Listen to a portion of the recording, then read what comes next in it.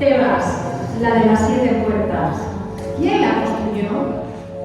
En los libros figuran los nombres de los reyes.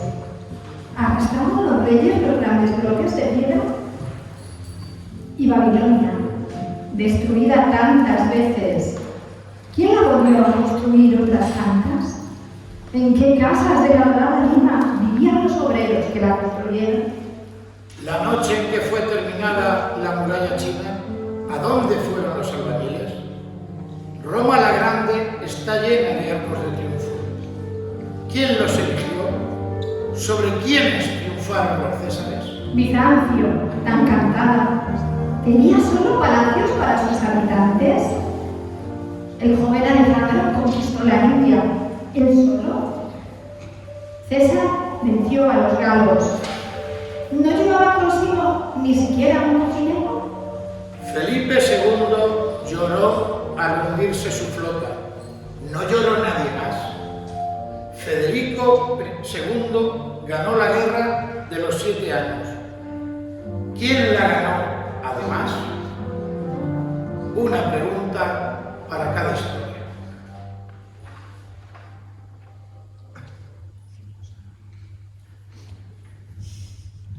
Hemos escuchado la voz e interpretación de Elizabeth Porrero y Honorio Álvarez del poema Preguntas de un obrero ante un libro, de Bertolt Brecht. Buenas tardes, gracias por su asistencia a esta actividad programada por la Asociación Amigos del Museo de Ciudad Real, Ayuntamiento de la Merced. Por favor, desconecten los móviles o flótenlos un poquito, bájense. Y gracias a las 3 personas que hoy construirán la exposición de la conferencia propuesta dentro de este ciclo, titulada Epidemias y Salud Ciudad Real del cólera de 1833 a la gripe 1918, de Enrique Jiménez Villalba, a quien acompañan Elizabeth Porrero Bormiliano y Honorio Javier Álvarez García. En primer lugar, hablaré de lo bueno de estas 3 personas. Luego ellos nos mostrarán lo mejor. Elizabeth Porrero, ingeniera química, profesora de educación secundaria, columnista en la Tribuna de Ciudad Real y Vida de Ciudad Real, colaboradora de radio y televisión, participante en jurados de premios literarios y recitales dentro y fuera de la región, asesora de la redacción de Educación y Ciencias, y quiero destacar su labor como poeta.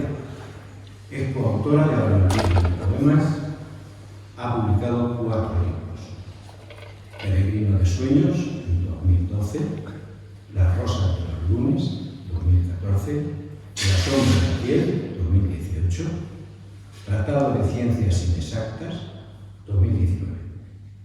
Quisiera recordar, de entre sus deliciosos versos, los del poema número 8 del libro Peregrino de Sueños. Coleccionar instantes es vivir. Para hacer este viaje entre preguntas es preciso llenar nuestro equipaje con todos los momentos que van dignificando nuestros nombres. En los bosques del alma serán ellos la lluvia que castiga o bendice nuestros pasos, o rayos de algún sol que abrasa o cura heridas en la piel. Preciosas palabras. Honorio Álvarez García es un arqueólogo comprometido con la difusión de la historia y el patrimonio cultural mediante dramatización, literatura y cómic. Tiene en su haber casi 2 docenas de artículos, 21 colaboraciones en obras colectivas, un libro sobre la fortaleza de Peñarroya, próxima a la Laguna de Rivera, investigador que ha participado en congresos, seminarios provinciales, regionales y nacionales, con estudios sobre diversas materias históricas. Director de varios proyectos arqueológicos en la provincia, codirector de la Sociedad Limitada Antropos de Estudios de Arqueología, Antropología y Patrimonio Histórico, comisario de la exposición La ostentación del poder, el metal de la Edad Media. He dicho antes 21 colaboraciones en obras, son 22 al menos. La última, el libro de cómic Calatrava, Fundación. Un sencillo, ilustrado y bien expuesto relato y dibujos de la creación y origen de la Orden de Calatrava, reciente publicación, en 2023. Quisiera hacer notar un pequeño párrafo de este libro que yo he venido a llamar La historia de las pequeñas cosas. Honorio escribe la siguiente idea que conecta con las dos primeras páginas de los libros de los dibujos del cómic, en el que el abad Raimundo llega a la ciudad de Toledo montado en un burro y dice Honorio sobre los años: portando en sus lomos agua, vituallas e impedimenta, son ellos.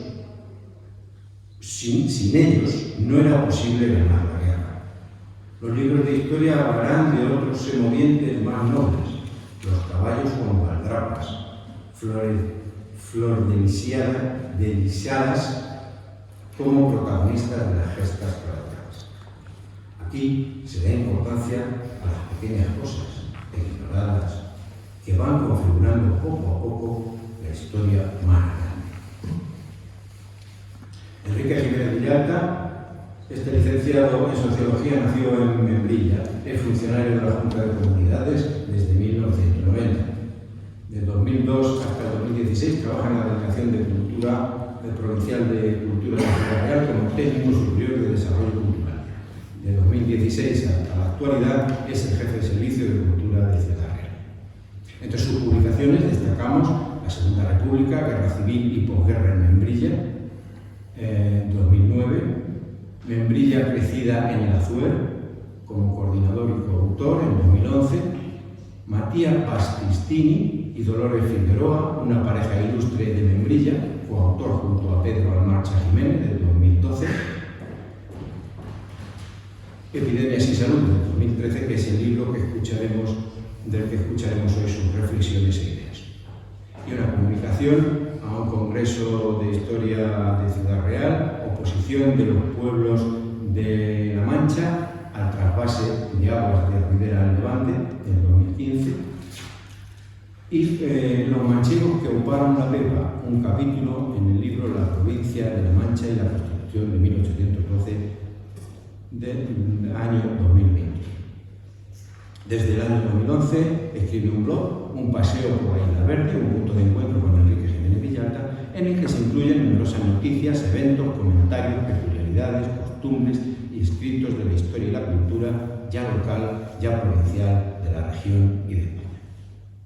Esta tarde nos hablará de la historia de la sanidad en Ciudad Real, desde las epidemias de 1835 a la llamada gripe española de 1918. De esta obra, aunque es probable que los tres nos lo aclaren, quiero destacar lo que Enrique escribe acerca de la gripe española. Mejor me callo, eso lo va a explicar él. Voy a coger otras frases. Quiero señalar ideas de sus conclusiones sobre asuntos de la historia de las pequeñas cosas. Enrique destaca el papel de la mujer. Os leo. Fueron las mujeres las que sufrieron con más intensidad los efectos de las enfermedades, y tiene que ver sobre todo con el papel que entonces y ahora le asigna la sociedad a las mujeres: tareas domésticas y cuidado y atención a todos los miembros de la familia, especialmente a los enfermos. Otra conclusión que quiero destacar de Enrique es que dice: los pueblos desarrollaron poco a poco una cultura para prevenir las enfermedades y fueron tomando conciencia de la importancia del agua como vehículo de transmisión de enfermedades y la necesidad de construir sistemas de abastecimiento y depuración. Ahora viene lo mejor, las palabras de Elizabeth, Honorio y Enrique. Gracias.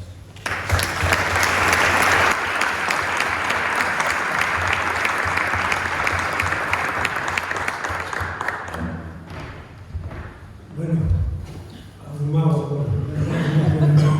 En primer lugar, como puede ser de otra manera, muchas gracias a todos por acompañarnos en esta tarde otoñal de noviembre, amigos, compañeros, paisanos, jefes, nuestro delegado de Cultura, Ignacio, director del museo, compañero Javier, todos muchas gracias. Elizabeth, como no, y Honorio. por supuesto, la Asociación de Amigos del Museo. Quiero agradecerles la labor tan estupenda que hacen por la dinamización del Museo de Ciudad Real durante todo el año. Ángel Pozuelo, que se ha encargado de organizar y coordinar este ciclo de conferencias del mes de noviembre, y también es el que ha preparado la exposición que tenemos en el claustro. Gracias especialmente a Eva, compañera del Servicio de Cultura, porque ella ha sido la que me ha facilitado la música que habéis estado oyendo al inicio, en la entrada del claustro. Es la suite española de Albéniz, estrenada en 1886. Y hago esta referencia musical porque hoy es 22 de noviembre, día de Santa Cecilia, patrona de los músicos y de la música. Así que felicidades a los músicos y a los amantes de la música. La música la he querido poner para entrar un poco en ambiente, porque es justo el periodo central, 1886, del periodo que nos ocupa. Como ha dicho Ángel Pozuelo, vamos a referirnos a este periodo histórico, prácticamente 90 años, desde 1833 a 1918, un periodo convulso, muy interesante, que, como ha comentado también Ángel, pues además de cosas trágicas, pues también nos dejó algunas enseñanzas que tendremos oportunidad de ver. Por contaros un poco cómo se va a desarrollar el acto, yo voy a hacer ahora una pequeña introducción, una entrada hasta el año 1833, y a partir de ese momento lo que vamos a hacer va a ser una lectura dramatizada, una especie de radionovela, un cronovisor. Digamos, yo voy a ser el narrador y Elizabeth y Honorio van a ser los que nos van a ir relatando en primera persona testimonios, relatos y crónicas periodísticas, y también quiero llamar a la participación vuestra, a todos los que nos acompañéis. Quiero que os abstraigáis, que hagáis un viaje en el tiempo y nos conocemos todos en el siglo XIX en España. El poema que han interpretado Elizabeth y Honorio, de Bertolt Brecht, pues lo que nos hace es una reflexión de lo que se ha ocupado tradicionalmente en la historia, de los grandes personajes, de los grandes acontecimientos, de las grandes batallas, de los grandes reyes, y sin embargo se ha dejado en un segundo plano cuestiones muy importantes de la vida cotidiana que han influido de manera relevante en la conformación de las sociedades, como es el caso de las epidemias, de las enfermedades, de las calamidades, de las hambrunas y de las crisis de subsistencia. En esta primera imagen que tenéis en la televisión he querido ilustrar una pintura de Murillo y un dibujo. Me voy a apoyar mucho en el arte, en miniaturas, grabados, ilustraciones, pinturas, que nos van a servir para, como decía antes, hacer ese viaje en el tiempo. Estáis viendo en la imagen de la derecha a dos niños comiendo uva y melón a mediados del siglo XVII, 1650, justo unos años después de una epidemia de peste que asoló toda España, pero especialmente Sevilla. Ahí vemos en las ropas, en los pies, como veis, que no tienen zapatos, la miseria, el hambre que provocan este tipo de epidemias. Y la otra imagen es, como veis, una gran cantidad de personas que están intentando subirse a un barco. Es un barco irlandés, y lo que están haciendo es huyendo. Eso es de mediados del siglo XIX, y están huyendo de Irlanda, porque en esa ocasión hubo una crisis de la patata, algo tan peregrino pero tan importante. Prácticamente toda la población de Irlanda, sobre todo los pobres, claro, se consumían y comían prácticamente todo patata. Hubo un hongo que los afectó y durante unos años, tener en cuenta que la población de Irlanda era de 6,5 millones de habitantes, se murió 1 millón de personas y otro 1,5 millones más tuvieron que huir sobre todo a Estados Unidos. Ese dibujo, esa ilustración refleja cómo huyeron de la hambruna y de la calamidad que estaban sufriendo. Estamos hablando de mediados del siglo XIX. Avanzamos y por aclarar algunos conceptos que seguramente que sabéis, las epidemias ocurren cuando una enfermedad se instala en un periodo concreto, en una zona concreta y afecta a gran número de personas. Todos sabemos que habitualmente todos los inviernos tenemos una o varias epidemias de gripe, con mayor o mayor incidencia, y luego lo veremos. La gripe concretamente pues causa bastante muerte. Es algo que hemos analizado, pero causa bastante muerte a lo largo del año, sobre todo si se asocia con otro tipo de patologías de las personas que lo padecen. Cuando esa enfermedad se extiende por gran parte del mundo, entonces estamos hablando de una pandemia. Todos hemos sufrido y vivido recientemente la del COVID, y este término, aparte de la cuestión lingüística, pues tiene también otro tipo de implicaciones administrativas y legales. Cuando se declara una pandemia, eso abre la puerta a que el gobierno pueda tomar decisiones duras, como puede ser la limitación de derechos.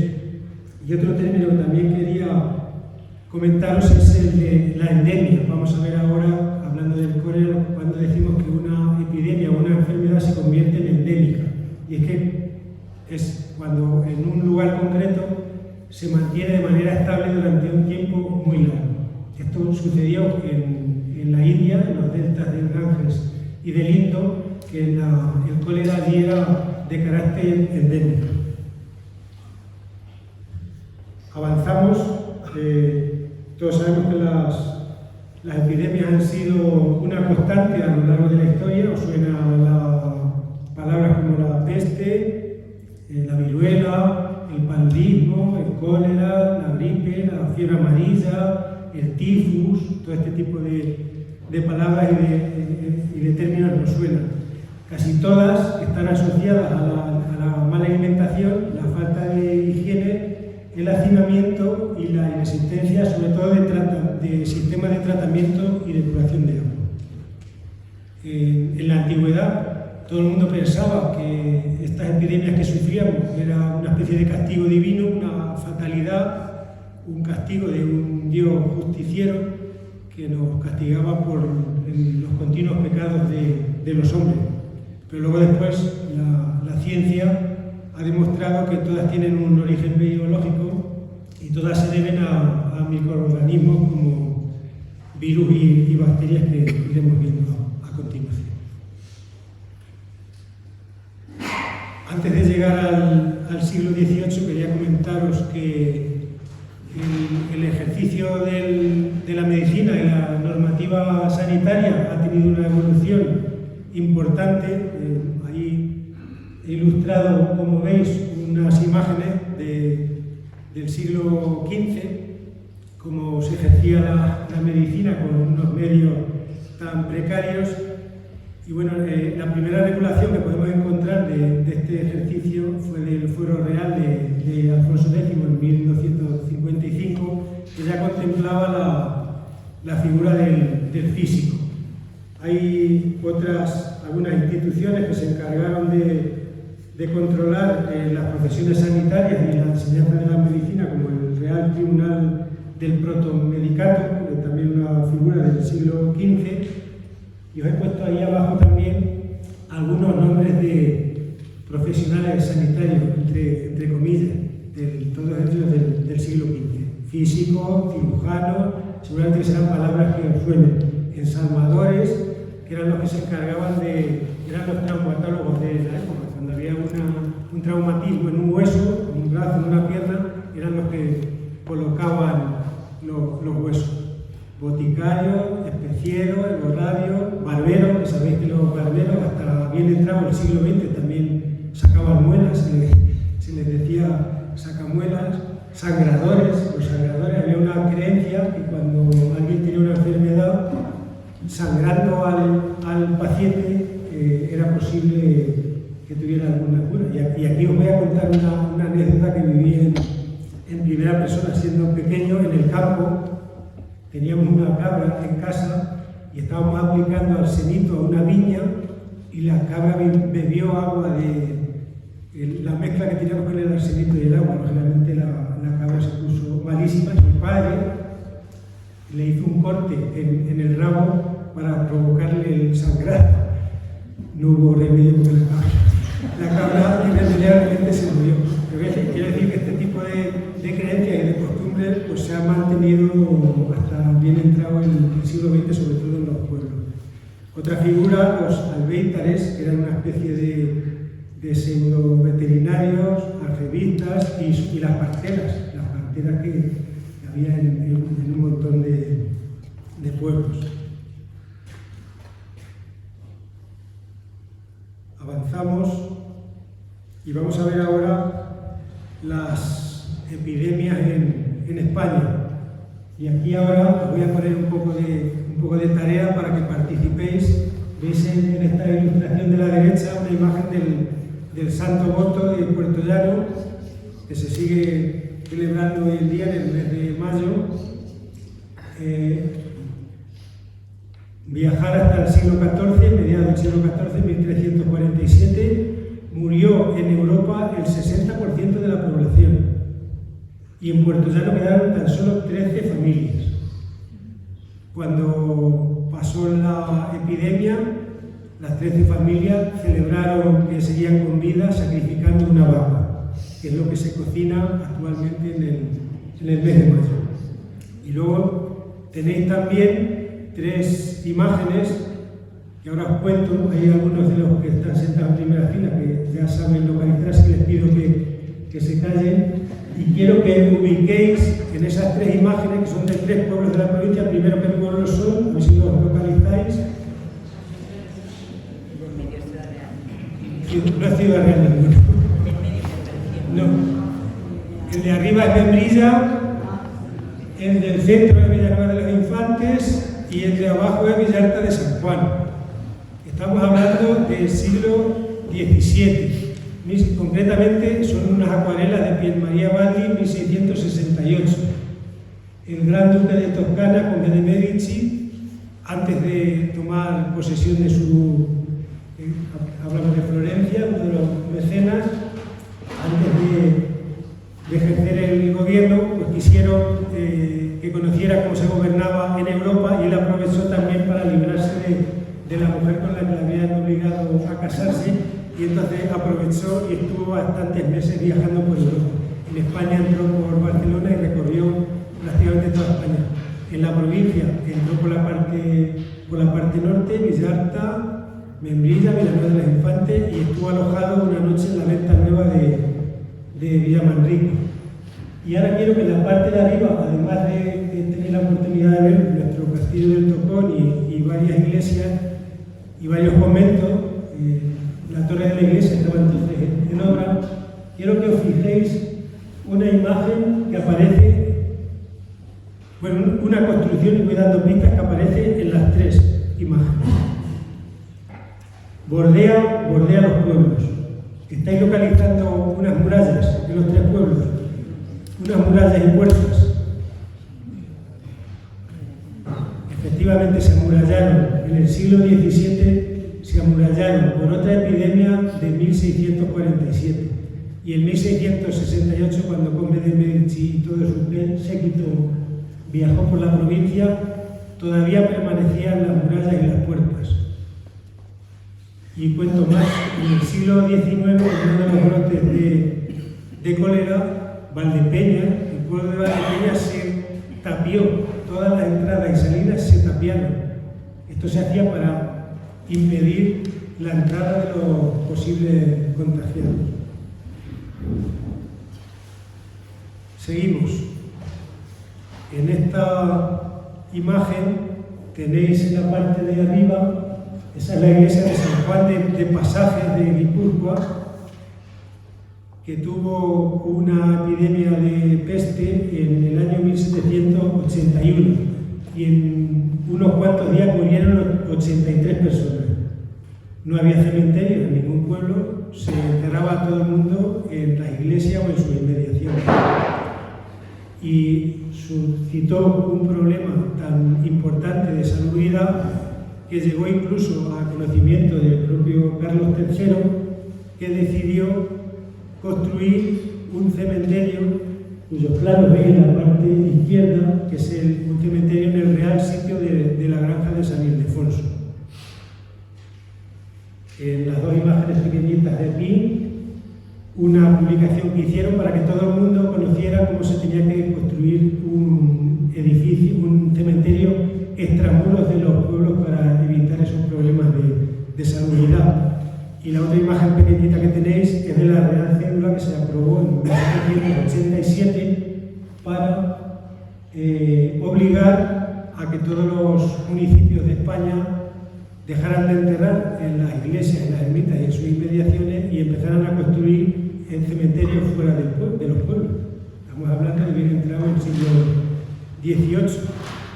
Y esa foto que tenéis ahí en medio es una foto que hice ayer mismo por la tarde del cementerio, la puerta de entrada al cementerio de Ciudad Real.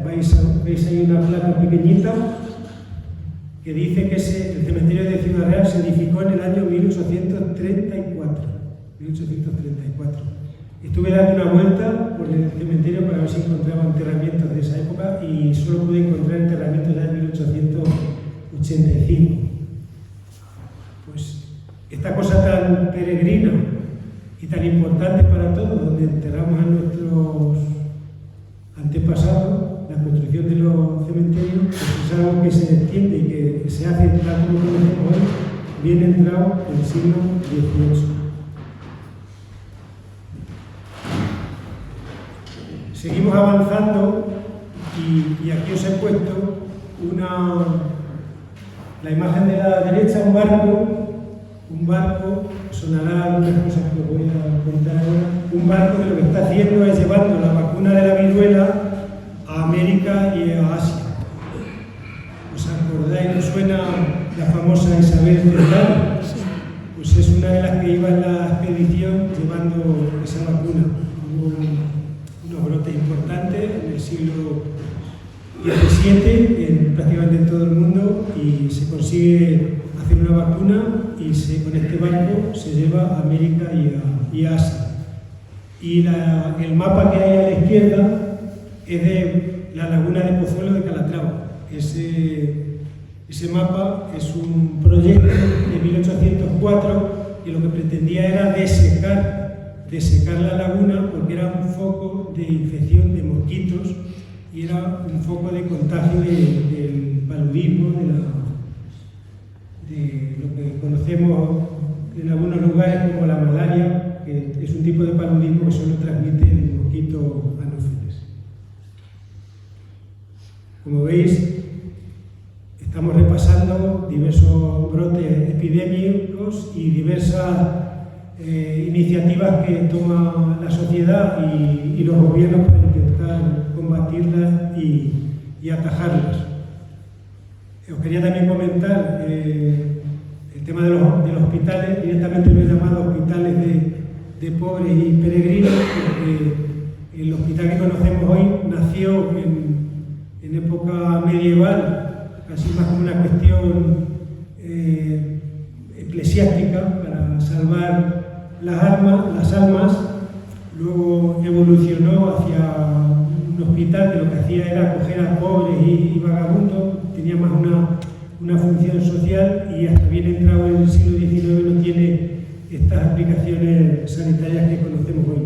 Esta ilustración tan impactante es de lo que seguramente que podrían ser muchos hospitales de los que había, no solo en las ciudades grandes, sino en muchos pueblos. Las relaciones, os pongo ahí, las relaciones topográficas de Felipe II y otro tipo de inventarios y catastros nos están hablando de la existencia de hospitales en muchos pueblos de la provincia, y también se hacen continuas referencias a las calidades del agua, de donde se nutren, si eran duras, si eran blandas, y este tipo de cuestiones. En esta imagen os quería leer una descripción que hace el libro de visitas de la Orden de Santiago de 1539 de un hospital que hay en Torre de Juan Abad. Y dice, un hospital donado por Bernal Sánchez, con portal y cocina, con 2 camas y una chimenea, un patio y una cámara alta. Había otro hospital viejo. Estos son todas las infraestructuras, todos los quirófanos y todas las anestesias que se aplicaban en los hospitales. La imagen de abajo es de donde estaba ubicado el hospital, que tenía ese escudo que veis arriba, que ahora está desplazado a otra casa en la misma calle donde está la casa Museo de Quevedo en Torre de Juan Abad, con unos símbolos que os sonarán: un tridente, que está en la parte superior izquierda, que es el símbolo de la enfermedad, una calabaza, que es el símbolo del alimento, una cruz, que es el símbolo de la caridad, y 2 veneras, que son los símbolos de los peregrinos. Pues imaginaros este tipo de hospitales en casi todos los pueblos de nuestra provincia. Y por seguir avanzando un poco, para que sepamos cómo era la organización sanitaria de los pueblos de nuestra provincia, ahí os he puesto una imagen también de Torre de Juan Abad, porque la Constitución de 1812 ya contemplaba la obligación de que los ayuntamientos tuvieran unas juntas municipales de sanidad y salubridad, que les llamaba. Y concretamente, Torre de Juan Abad la constituyó en julio de 1820. Ahí en la parte derecha tenéis un gráfico con la estadística de beneficencia y sanidad en la provincia de Ciudad Real en el año 1856. Podéis ver los cementerios que había ya en la provincia y otros cirujanos, farmacéuticos. Se contempla la figura de los sangradores, comadrones, parteras, veterinarios, boticas. Aquí os he puesto esta imagen, la utilizó el otro día, no recordáis, Diego Peris, es el Hospital Provincial de Ciudad Real, y en la parte de la derecha es un hospital de Manzanares, que era hospital, casa de caridad y asilo de pobres. Esto está más avanzado el siglo XIX. Como comentó Diego en su ponencia, en el siglo XIX, a mediados del siglo XIX, son las diputaciones las que se encargan de las competencias sobre sanidad, y en ese periodo, además del hospital de Nuestra Señora del Carmen, pues se encargaba también de la Casa de Expósito y Maternidad de San José y la Casa de Misericordia de San José u Hospicio Provincial.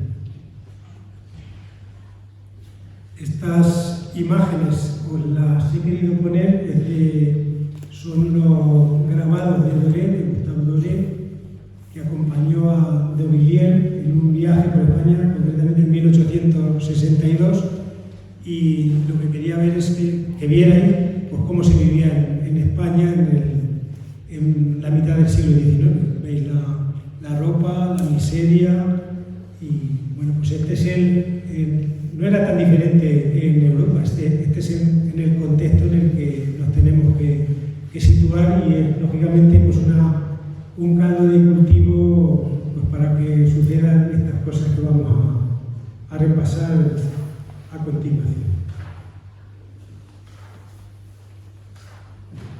Y vamos a llegar ya al cólera, al primer brote de cólera que se produjo en España en 1833.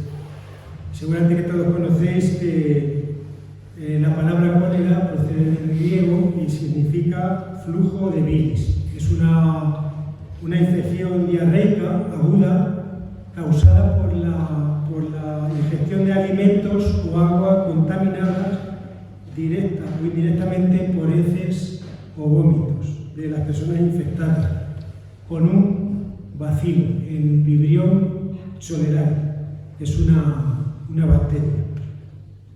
En los casos leves, lo único que produce es una leve diarrea, pero en los casos graves lo que produce es una deshidratación que provoca la muerte en pocas horas.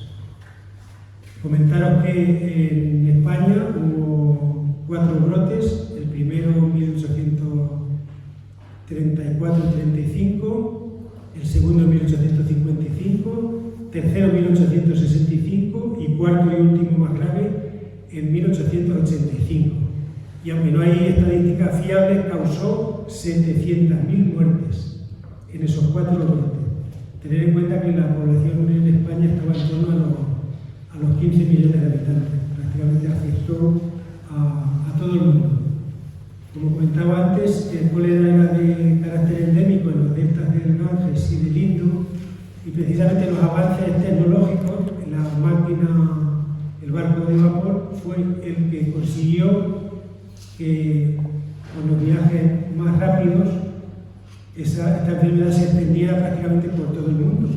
Llegaban los enfermos en un periodo más corto de tiempo y se repartió y extendió la enfermedad durante el siglo XIX por todo el sitio. Esas ilustraciones son pues, de contagios en Inglaterra y en Italia y en otros puntos del mundo. Como comentaba, el cólera se convirtió en el siglo XIX en el mayor azote de la humanidad, sustituyendo a la peste, el paludismo o la viruela. La mejora de las comunicaciones favorecieron la movilidad y el tránsito rápido de personas, condiciones idóneas y necesarias para propagarse. Asociada a la mala circulación de agua, esta enfermedad de origen endémico en los deltas del Ganges y del Indo salió en 1817 desde el puerto de Calcuta, provocando numerosos brotes por todo el mundo, a lo largo del siglo XIX. En 1821 llegó a las posesiones españolas de Filipinas. Después comenzó a cobrar vida en Europa oriental y central. A España llegó en enero de 1833, produciéndose después varios episodios durante el siglo XIX. Una división del ejército del general Rodil, a su regreso de Portugal, entró en La Mancha por Despeñaperros, extendiendo la enfermedad en verano de 1834, en la provincia de Ciudad Real. El brote de 1834 en Ciudad Real, capital, duró 3 meses, finalizando a primeros de octubre. Ayer se ha cantado un solemne Te Deum en la Iglesia Mayor de Nuestra Señora del Prado, con asistencia y por disposición del señor Gobernador Civil de la provincia. A él concurrieron el ilustre ayuntamiento, el clero secular y regular, con su vicario a la cabeza, los empleados de las oficinas públicas y todas las personas de categoría y distinción de la ciudad invitadas al efecto, en acción de gracias al Todopoderoso por hacer cesado el cólera en la visita. 3 meses hacía que nos afligía tan espantoso mal. Y si bien su intensidad no ha sido la mayor, no ha dejado de hacer víctimas, y sus efectos habrían sido aún mayores si las disposiciones tomadas por el actual gobernador civil interino en unión de la Junta de Sanidad, que hubieran contenido los estragos en una población de tantos braceros infelices, de tan pocos recursos, y que entregada a sí misma hubieran la miseria y el hambre causado más estragos que la misma enfermedad. El hospital, oportunamente establecido y surtido de los enseres y útiles necesarios, así como de los sirvientes que se conjeturaron bastantes, dio los socorros domiciliarios dados. La serenidad e imparcialidad de no abandonar la población en crisis tan delicada y amarga. En 1855 se reactivó la enfermedad con la llegada del verano. A finales de julio, y ante el temor a las repercusiones que pudiera alcanzar la epidemia, se publicó una circular para impedir la marcha de los médicos. En el estado sanitario que la nación se encuentra, no puede desatenderse la asistencia facultativa de los pueblos invadidos por la cruel epidemia cólera morbo-asiático sin incurrir en grave responsabilidad. Es más que probable que la enfermedad entrara en la provincia de Ciudad Real de Jaén. Con relación a Castilla la Nueva, hallamos que la de Ciudad Real fue invadida por Jaén, su limítrofe, y Santa Cruz de Tudela, Almagro y Pozuelo, pueblos de aquella, señalaron siempre como a conductores a los tratantes de fruta de la provincia de Jaén. En Almoradiel, sin médico ni farmacéutico, la aparición de los primeros casos de cólera desató el pánico entre los vecinos. Al tener conocimiento de al menos 8 muertes, las 2/3 partes de la población abandonaron sus casas marchándose a la sierra. El pánico y la alarma prendieron también en los pueblos del entorno. El Ayuntamiento de Ciudad Real acordó el 31 de julio de 1855 que se baje a Santa María del Prado y se le hagan rogativas por el cólera morbo. A la municipalidad le parecía muy oportuno se bajase del camarín para su iglesia de Nuestra Señora Santa María del Prado, patrona de esta ciudad, y se le pidiese rogativa con el fin de que interceda con su divina majestad para que nos libre del azote amenazador del cólera morbo asiático que tan de cerca nos está espiando. Y el ayuntamiento, tomando en consideración tan acertado pensamiento, acordó que con tal motivo se dirija de oficio al señor vicario, rogándole se sirva ordenar lo concerniente para que en la tarde de este día, si es posible, se baje a su templo de Nuestra Señora, según costumbre y de principio, a las rogativas por espacio de 3 días. A 1 de agosto de 1855, la situación empezaba a ser de gran dramatismo. También parece que el cólera se va aproximando a Ciudad Real. En Valdepeñas hace bastantes víctimas. Se ha declarado también en Manzanares y en Cózar. En la Torre de Juan Abad hace bastantes estragos. Y este conflicto se aumenta con la fuga de las autoridades y la muerte del único cura que había. El gobernador de la provincia estuvo el 28 en Infantes, de donde marchó a la Torre, y allí permanecería hasta la noche del 28. El Ayuntamiento de Ciudad Real, ante la situación por la que pasaba la población, decidió suspender la feria que tradicionalmente se celebraba el 15 de agosto. Después de atender a los enfermos de Almagro, don Agustín Gómez de la Mata se trasladó a Ciudad Real. El diputado señor Gómez de la Mata se halla en Ciudad Real, prestando recomendables servicios a los que tienen la desgracia de ser invadidos por el terrible cólera morbo. Pues según escriben a uno de nuestros colegas, no descansa día y noche, visitando gratuitamente a todos aquellos habitantes. Las autoridades locales, las juntas de sanidad, el clero y los facultativos cumplen con su deber y muchos particulares ponen de su parte lo que pueden para hacer menos triste y azarosa la situación de la ciudad. En la actualidad solo hay 7 médicos, de los cuales 4 están enfermos, pero el señor Gómez de la Mata, con su actividad incansable y a costa de su salud, comparte con sus compañeros útiles el trabajo más penoso. Pasada la pandemia, la feria se celebró a mediados de octubre.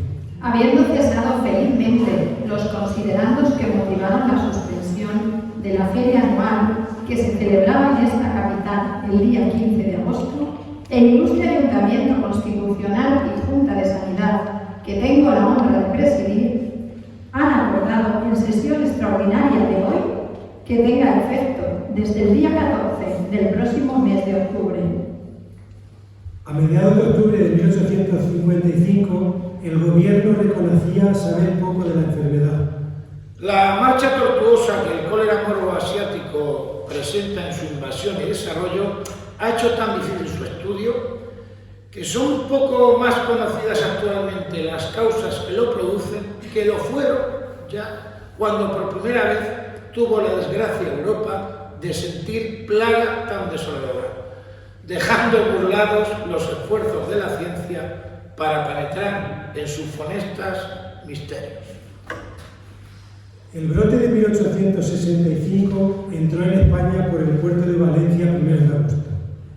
Esta nueva oleada coincidió con el gobierno conservador de O'Donnell. Las autoridades ocultaron la epidemia, censurando las noticias sobre la incidencia de la enfermedad. Por ello existen menos fuentes de información y escasa precisión de los datos estadísticos. Las enfermedades reinantes y propias de la estación han tomado en algún punto, como Valencia, carácter coleriforme, que ha podido causar alguna inquietud. Debemos consignar, sin embargo, que las declaraciones facultativas no califican de cólera asiático las afecciones reinantes en aquella capital. Y es que es de esperar que las medidas adoptadas ya por el gobierno y por las autoridades locales sean bastantes a hacerlas desaparecer. Y antes de llegar al brote de 1885 se produjeron algunas novedades. En 1883 el médico alemán Robert Koch descubrió el agente causal del cólera, el vibrión colérico.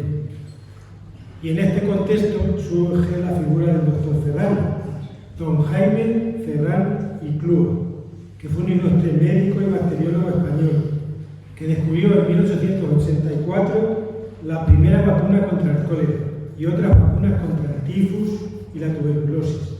Y en enero de 1885 dio a conocer la vacuna anticolérica.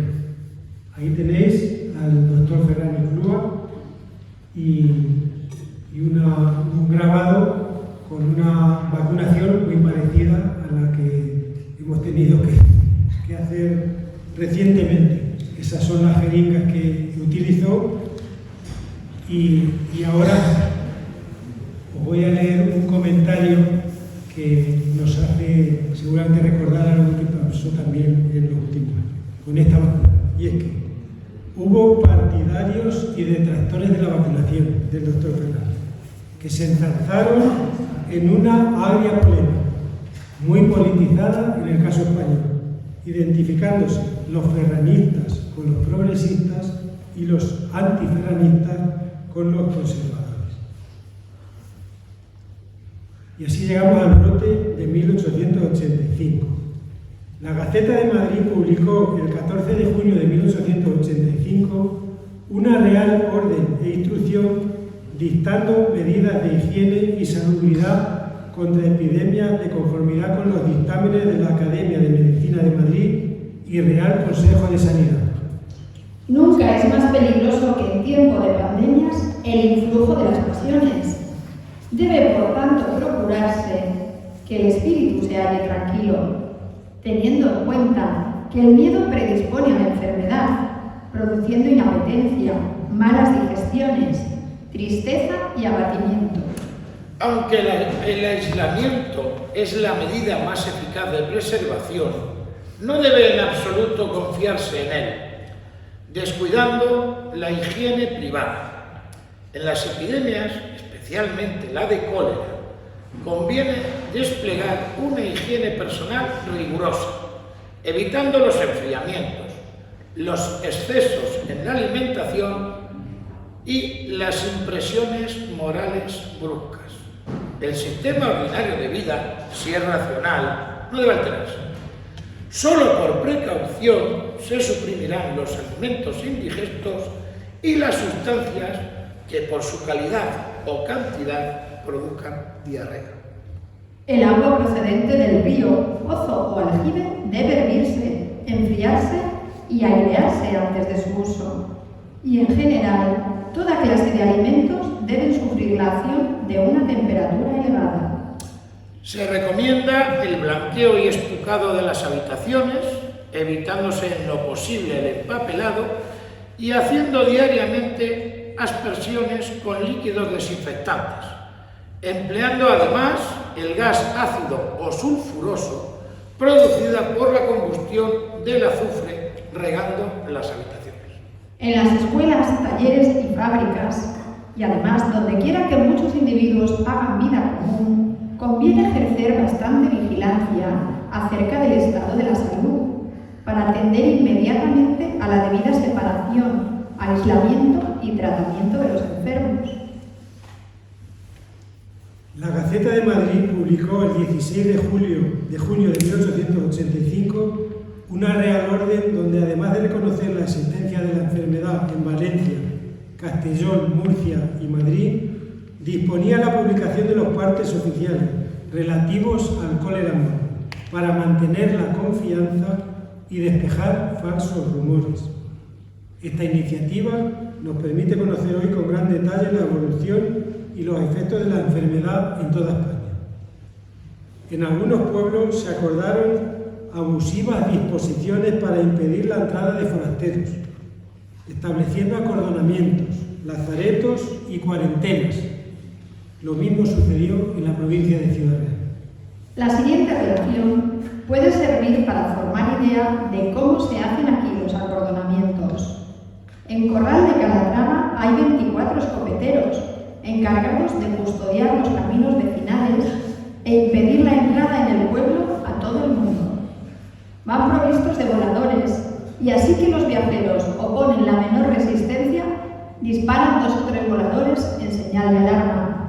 Desgraciado que intenta salvar el cordón sanitario, su temeridad le acarrea mayores peligros de los que él imagina. Las autoridades, por más que hacen, no pueden impedir estas medidas extremas, pues aquí está muy generalizada la creencia de que los pueblos que se acordonan son los únicos que se libran del contagio. Moral de Calatrava. Al llegar a aquel pueblo, se conduce a la gente a una ermita que haya una legua de la población, en la misma ribera de un río, para pasar allí 30 días de cuarentena. Torralba de Calatrava. Se condena a una estancia de 15 días en una cuadra, cita a 2 leguas del pueblo y muy próxima a Guadiana, al que pretende entrar en aquella villa. Valdepeñas. Los que llegan con su correspondiente carta de sanidad de los pueblos comarcanos son conducidos al sitio donde se verifican las fumigaciones, que es un vagón preparado de efecto en la estación de ferrocarril. Y una vez metidos en él, se coloca allí una cazuela con azufre, se le pega fuego, se cierran herméticamente las puertas y se tiene así al infeliz fumigado hasta que, medio ahogado y loco, pide por Dios que se le saque de aquel suplicio. En Valverde, pequeño caserío de Ciudad Real, la epidemia ha hecho mayores estragos que ninguna otra población de la península. Hoy existen tantos enfermos como vecinos, y las muertes causadas por el cólera representan una cifra aterradora, pues en donde hoy existen 40 personas, hay día que ocurren 7 defunciones. Valverde ha pasado sin asistencia facultativa bastantes días. Bueno, hemos visto los efectos de estos 4 brotes de cólera y, bueno, pues algunas lecciones sacaron de aquel periodo. En esta imagen se ve la memoria que el Ayuntamiento de Ciudad Real redactó después del brote de 1885, con pelos y señales, una información totalmente detallada, con pelos y señales, incluso con una relación de ingresos y gastos, de dónde procedían las 25.000 pesetas que ingresaron y dónde se las gastaron. Y hace una relación de los 570 invasiones, los 570 personas que cogieron la enfermedad y las 303 defunciones en un periodo cortísimo de tiempo, prácticamente en el verano. Ahí tenéis en el mapa de la provincia los pueblos que sufrieron mayores contagios en el brote de 1885 y ahí tenéis también una imagen de la ermita de la Virgen de los Santos de Pozuelo pueblo de Calatrava, que conserva hoy día ese letrero, y es que dice que se pintó en 1886 para dar gracias por haberse librado del contagio del cólera en 1885. ¿Os suena los baños de Fuensanta? Adquirieron importancia el cuidado del cuerpo, las medidas de higiene, entre otras cosas, los baños en lugares con aguas que tenían algunas propiedades, y sobre todo lo que se hizo, muy importante, es darle la importancia que tiene el agua potable. Ahí os he puesto un comentario, y es que el agua potable salva más vidas que las vacunas. Entonces hubo una preocupación grandísima por extender los sistemas de agua potable por todos los pueblos, y lógicamente se empezó con las fuentes. Se instalaron fuentes desde manantiales que estaban cercanos, y ese tipo de reparto de agua incluso se estuvo haciendo con aguadores. La imagen de la derecha de abajo, ¿verdad, Diego? ¿Te suena? Es el tío de un paisano mío de Melilla, que era un aguador que estuvo repartiendo agua hasta bien entrado el siglo XX, porque aunque parezca mentira, el agua potable, tal como la conocemos hoy en nuestros pueblos, no entró a las casas también entrado el siglo XX, lo mismo que el sistema de recogida de basuras.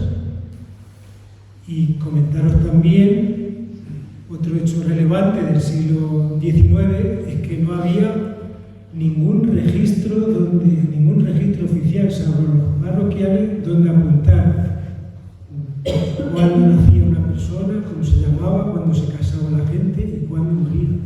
Y los registros civiles son del año 1871, hace 4 días prácticamente. Bueno, y nos colocamos ya en el siglo XX con la epidemia de gripe. Todas las imágenes que veis ahí son de Estados Unidos, son todas de Estados Unidos. Veis policía, veis personas de paisanos y veis hospitales. Y es que la gripe donde nace es en Kansas en marzo de 1918. Hubo brotes de gripe anteriormente, se la conocía con el término de influenza, los italianos la llamaban influencia, y fueron los franceses los que la empezaron a llamar gripe. Hubo brotes continuos a lo largo de la historia, pero este fue el más importante. Surgió en Kansas en marzo de 1918, en plena Primera Guerra Mundial, y fueron los soldados americanos los que vinieron a combatir a Europa y los que repartieron la epidemia por toda Europa. Y antes no ha querido decir Ángel por qué gripe española, porque ha pasado a la historia a ser conocida por gripe española, cuando, como hemos visto, no surgió allí.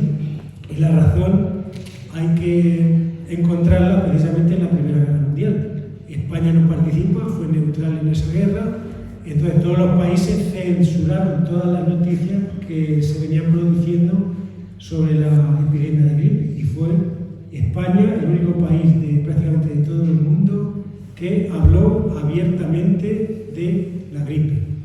Incluso empezó a prepararse, esa imagen que tenéis de la derecha es de la prensa de la época, y es que se inauguraron unos pabellones específicos para alojar a enfermos de gripe.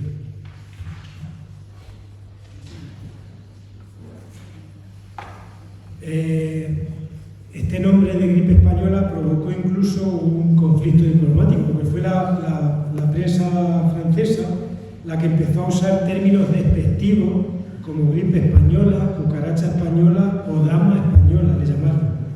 Y esto provocó un conflicto diplomático en julio de 1918 entre España y Francia. Y las autoridades españolas exigieron una rectificación, pero el término se extendió tan rápido como el propio virus. Y antes de entrar en el repaso de cómo empezó y cómo evolucionó la enfermedad, comentaros que se ha hablado muchas páginas de la Primera Guerra Mundial que causó las muertes que causó, pero la gripe, la mal llamada gripe española, causó entre 50 y 100 millones de muertos en todo el mundo, mucho más que la Primera Guerra Mundial, y en un periodo de tiempo muy, muy reducido.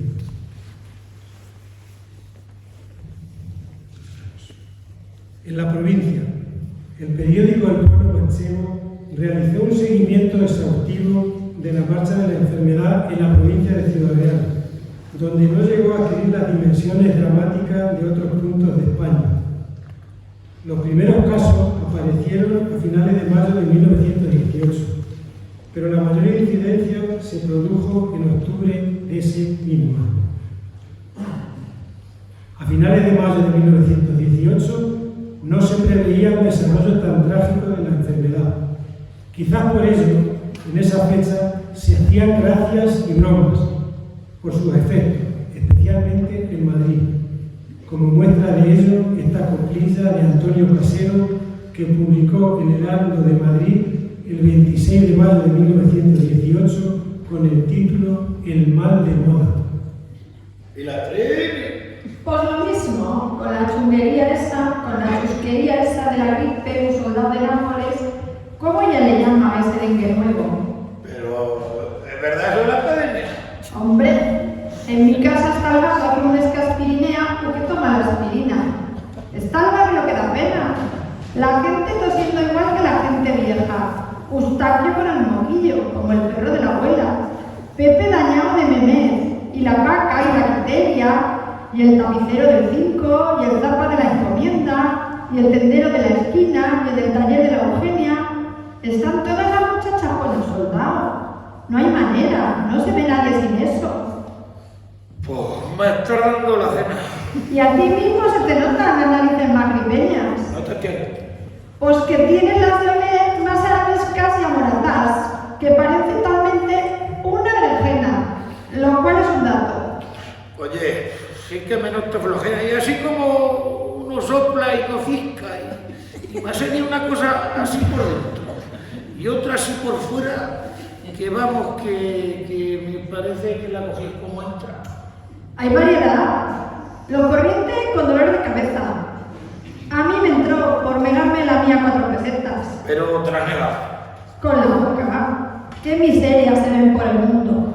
Bueno, lo tomé de una manera que al cuarto de hora pues, ya estaba febril y con la cabeza pues, como un tapón de champán. Oye, ¿toca la muñeca?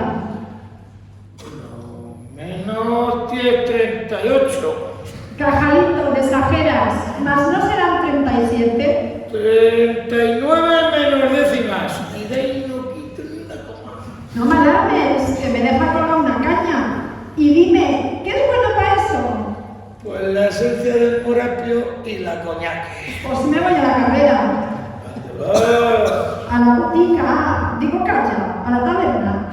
Pueden los convalecientes tomar algo. Lo que quieras, y muchas gracias. ¿Hacer de qué? Pues hombre, por la receta.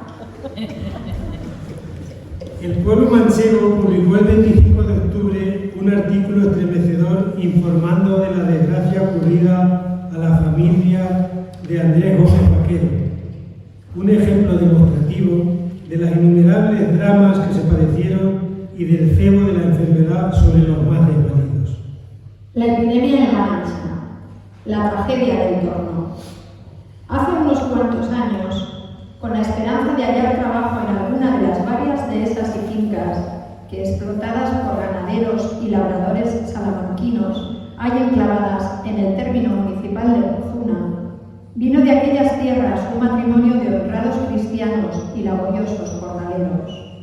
Bruno Gómez y su esposa Leonor Vaquero se instalaron en una casa mísera y pequeña de las que componen la aldea del Torno, junto a sus hijos, Ángel de 8 años y Andrés de 3.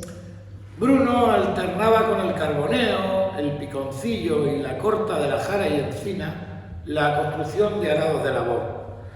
Pero un día la enfermedad hizo su tétrica aparición en el cortijo. La infección varicolosa se apoderó de aquellos infelices.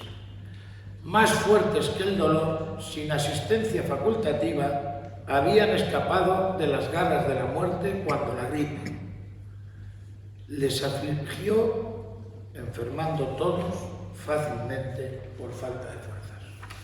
Manuel Chapado, cristiano y salamanquino, como Leonor y Bruno, inquilino de otro cortijo próximo, sospechando que algo anormal ocurría en casa de Bruno, se acercó a su casa, comprobando que todos se hallaban enfermos.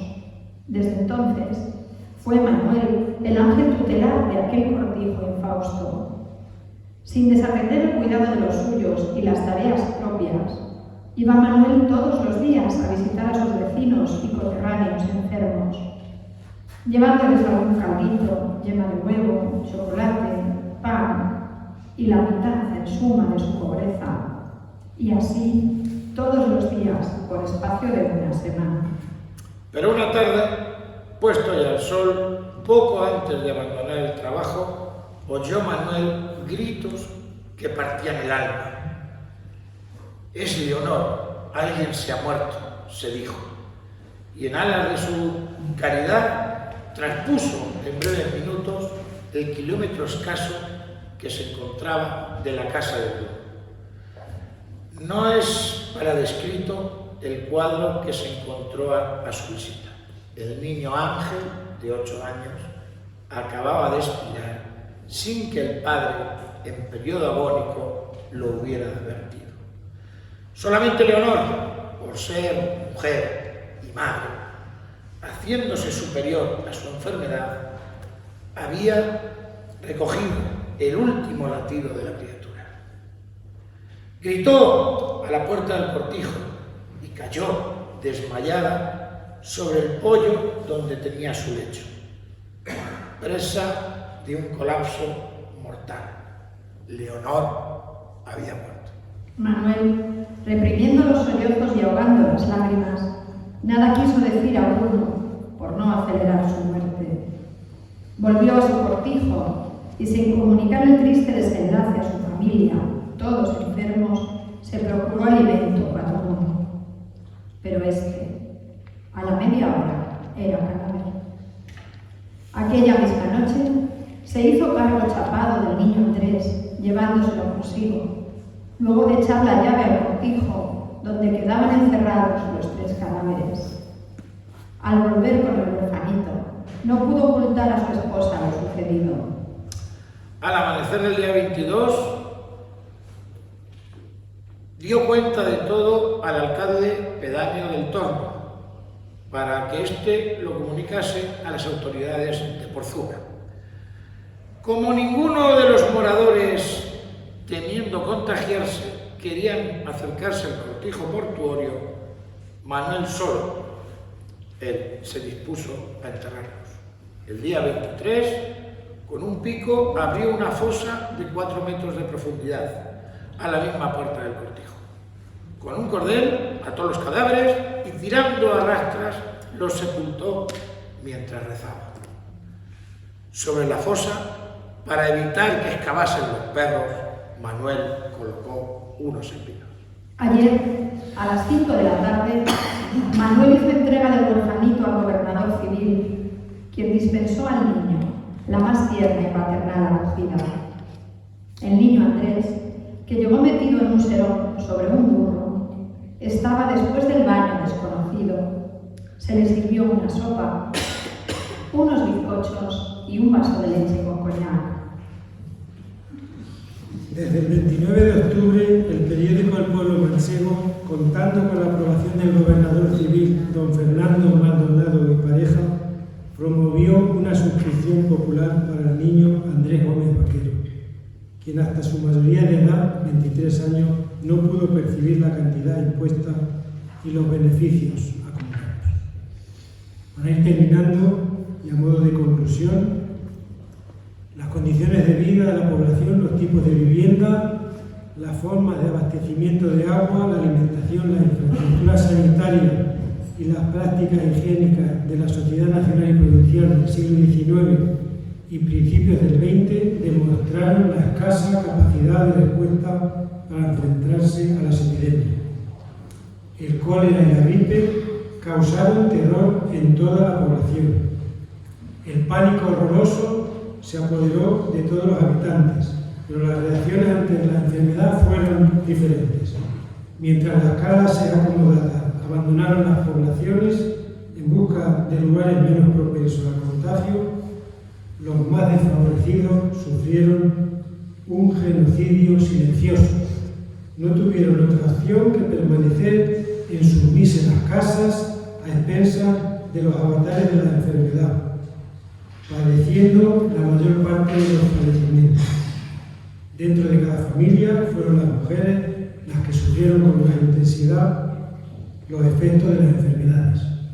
Como sucede en todos los hechos excepcionales, al inicio de la epidemia, las autoridades restaron importancia, minimizaron el problema y se resistieron a tomar medidas, hasta que las presiones de la sociedad, los médicos, la prensa y las evidencias tumbaban estas reticencias. Las enfermedades dejaron muchas lecciones en el campo de la intervención oficial orientada a la salud, especialmente en lo concerniente al control de las epidemias, que se fueron estableciendo con lentitud en los años posteriores. Vamos a finalizar con un artículo de José Jiménez Manzanares titulado Higiene y calidad, donde analizaba la incidencia de la gripe en Ciudad Real Capital y el comportamiento y medidas adoptadas por el Ayuntamiento. La misteriosa epidemia reinante, este terrible huésped que ha llevado los efectos fatales de su presencia a toda España y aún al mundo entero, adéntrose también en Ciudad Real. No diremos que sin previo aviso, pero sí sin autorización de nadie, ciertamente, y con harto dolor de todos. Aquí, como en todas partes ha sucedido, el pavor y la consternación se han adueñado de muchos espíritus. Pero las resoluciones adoptadas por las distintas autoridades y la cooperación que el público en estas circunstancias críticas está obligado a prestar han sido tan enérgicas, acertadas y generosas como deberían ser. No queremos señalar a nadie, ni menos molestar a nadie, mas al ver cuanto mayor empeño se ha puesto en disimular el peligro y paliarlo, ¿no?, que en remediarlo y hacerle frente. No hemos podido esquivar el recuerdo de aquellas necias aves que, acosadas por el cazador, esconden las cabezas entre las alas, creyendo, sin duda, que no ver al enemigo equivale a escapar de su vista y alcance. Consignemos aquí un aplauso sincero y entusiasta para el celoso clero parroquial, beneméritas siervas de María, contagiadas hoy casi todas, dos de ellas sacramentadas, y abnegados médicos, que han sabido multiplicarse para que no falte asistencia facultativa ni religiosa a los numerosos enfermos. Este aplauso será garantía de la imparcialidad de nuestro juicio, si ahora resultara de censura para alguien, y prenda además de que al emitirle con castellana franqueza y libertad cristiana, no nos impele otro móvil que contribuir con nuestra propiedad a subsanar errores y suplir deficiencias. Digamos antes de todo que hubiese sido una candidez inmediata tratar de oponerse a la entrada de la epidemia en Ciudad Real. Su enorme poder de difusión y su propagación por el aire hacen ineficaces los antiguos acordonamientos que hoy apenas podemos comprender, dadas las relaciones constantes, las múltiples comunicaciones y el incesante intercambio de actividades, personal y objetos entre los diversos pueblos. Esto es innegable, evidente, pero no lo es menos que pudo hacerse mucho y se hizo muy poco o nada. en la desinfección del coche y personas que de Porzuna venían, sabiéndose ya que la epidemia hacía ya estragos. Tampoco sabemos que se ha hecho nada en orden a desinfectar la correspondencia y la oficina de correos, sin que se haya ejercido en hoteles, hospederías y posadas, en estas sobre todo. La exquisita vigilancia se debió ejercer más. Ni queremos decir nada de los lazaretos o estaciones sanitarias de la Puerta de Santa María y de Ciruela. Solo consignaremos que las fumigaciones practicadas en la estación férrea han provocado unánimes protestas por lo violentas y desagradables en los viajeros que podían compararlas con las verificadas en Madrid y en otros puntos. Y una vez invadida nuestra ciudad por el contagio, si bien creemos que no en las aterradoras proporciones, gracias a Dios, que en otras partes, y cuando la muerte se entronizó aquí, aunque no con tan voraces ansias como en otras poblaciones, ¿qué se ha hecho por nuestras autoridades y cómo ha cooperado en sus iniciativas el pueblo? El Concejo acordó sencillamente en sesión memorable abrir una suscripción con objeto de allegar recursos. No sabemos claramente para qué. Cerrar las escuelas públicas y privadas y averiguar al precisarla cerrar también los templos. El pueblo no ha respondido a la proyectada suscripción, como era de sospechar, y el alcalde se ha creído en el caso de dimitir. No le hubiéramos nosotros disuadido de su empeño, ciertamente. Tamaño fracaso sanitario que por añadidura llovía sobre el encharcado suelo de la incalificable difusión de la viruela que todavía crea. Bien vale la presión de un alcalde y aún creemos que vale algunas divisiones más.